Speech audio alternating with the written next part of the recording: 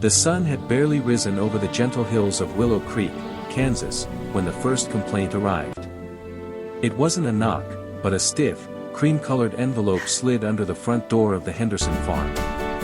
Inside, a formally typed letter stated that the excessive and disruptive animal vocalizations from the property were causing undue distress to the new neighbor, one Karen Breckenridge. Jake Henderson read it over his coffee, a slow smile spreading under his bristly mustache. He looked out the window at his modest, 5-acre spread. There was Betsy the cow, lowing softly for her morning hay. There were the dozen chickens clucking as they scratched dirt. There was old Reggie, the rooster, whose crow was, Jake admitted, robust but hardly unreasonable for rural Kansas. This was farmland. Sound came with the territory.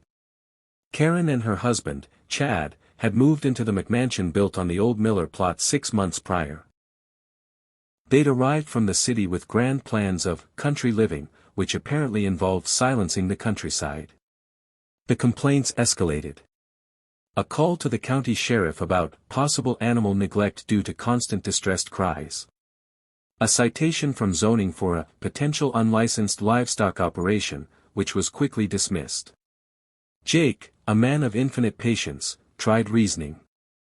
He invited Karen over, showed her the clean pens, the happy animals, explained the rhythms of farm life. She stood on his porch in pristine yoga attire, nose wrinkled. "Jake, is it? I'm sure you mean well. But my meditation hour is at sunrise, and that rooster is a sonic assault. And the goats sound like screaming children. It's deeply unsettling. You need to control your environment." Jake just shook his head. "Ma'am, this is the environment." The final straw for Karen wasn't a sound, but a sight. From her second-floor window, she spotted the Hendersons' new addition, 2 young alpacas, lumpy and smooth, acquired to help with pasture management. Their curious hum was a soft, rhythmic melody. But to Karen, they were exotic, bizarre, and undoubtedly the source of a new, mysterious, drone. She didn't call the sheriff this time.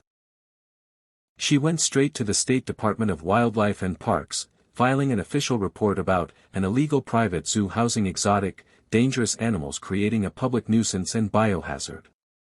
A week later, a state-issued SUV pulled up to the Henderson farm.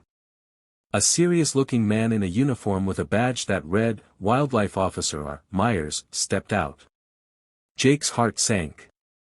This was more serious than a zoning hassle. "Afternoon," Officer Myers said, his eyes already scanning the property. "We've received a detailed complaint about unauthorized exotic animals on this premises. Mind if I take a look?"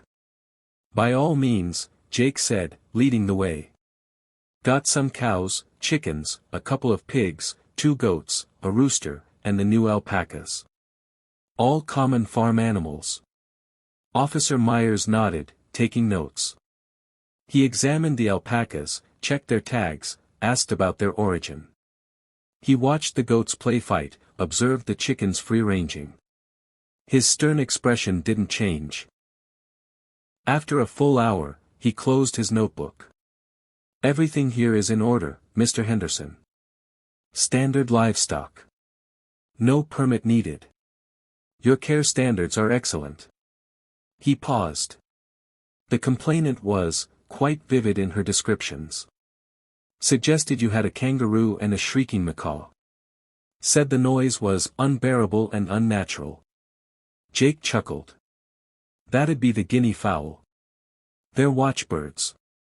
Sound like a rusty gate." Officer Myers almost smiled. "I'm familiar. Well, my report will clear you. Sorry for the intrusion." As they walked back to the SUV, Karen Breckenridge came power walking down the gravel road, a look of triumphant expectation on her face. "Officer. Thank goodness you're here. Have you seen the state of this menagerie? The noise is constant. Are you going to shut it down?" Officer Myers turned, his demeanor shifting to formal neutrality. "Ma'am, I've completed my inspection. The Hendersons are running a lawful, well-kept farm. All animals are common agricultural stock. No violations exist. Karen's face flushed. But the noise. The screaming. That humming. It's a zoo. Ma'am, Myers said, his voice dropping. The only potential issue here is the illegal keeping of exotic animals without a proper permit. He let the words hang. For instance, the complaint mentioned a shrieking macaw. That would be a serious concern.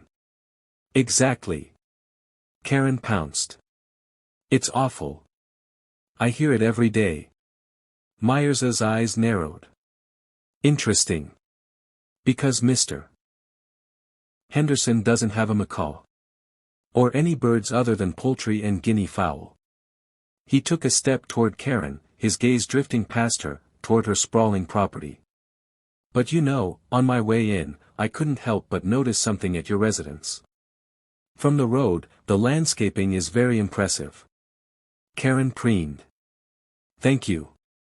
We curated a tropical oasis.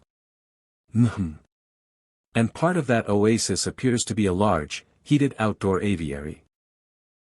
Containing, unless my eyes deceive me, several brightly colored birds. Parrots, to be precise. Karen's triumph evaporated. They're pets. Rescues. Species?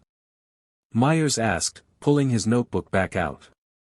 A blue and gold macaw, and 2 African greys, she mumbled. Officer Myers let out a low whistle. All species protected under state and federal law as regulated exotics.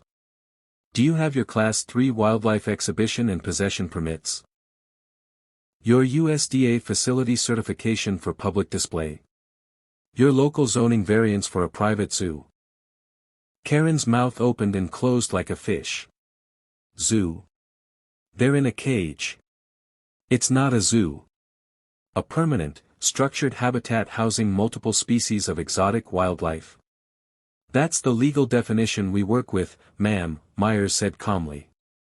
And the noise complaint from this property mentioned a shrieking macaw. Given the Hendersons don't have one, but you do, and sound carries in these hills, it seems the source of the most disruptive exotic animal noise is actually your property. Chad had appeared on their porch, looking worried. Karen sputtered. You're siding with him. This is harassment. No, ma'am. This is an investigation.